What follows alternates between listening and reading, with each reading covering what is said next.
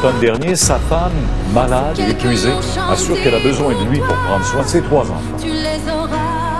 Moi, je suis épuisée. Nancy Ann Adams, l'épouse de l'imam Saïd Jaziri, est à bout de souffle. Son fils de 3 mois, Mohamed, n'a jamais vu son père. Elle doit aussi prendre soin seule de 2 autres enfants de 10 et 12 ans, nés d'une union précédente. Elle souffre de diabète de type 1 et d'épuisement. Les ressources ne suffisent plus pour moi.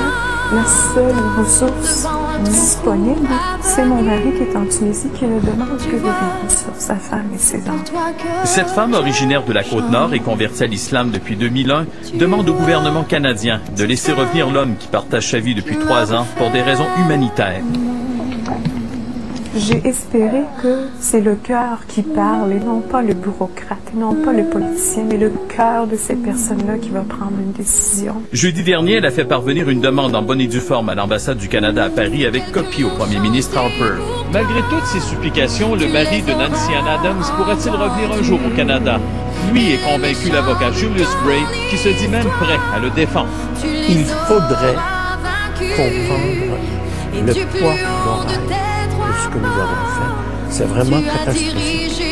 Selon lui, tout ce que les autorités canadiennes reprochent à Saïd Jaziri, c'est de leur avoir caché qu'il a été condamné à quelques mois de prison pour s'être battu devant une mosquée française en 1994. Il a aussi tenu des propos controversés dans les médias québécois lors de son passage au pays. Nous avons commis une injustice grave quand nous l'avons expulsé. En fait, s'il fallait expulser des gens pour les sottises, les tiers du pays devraient partir. Nancy Ann Adams correspond tous les jours avec son mari. Pourquoi ne va-t-elle pas vivre avec lui en Tunisie?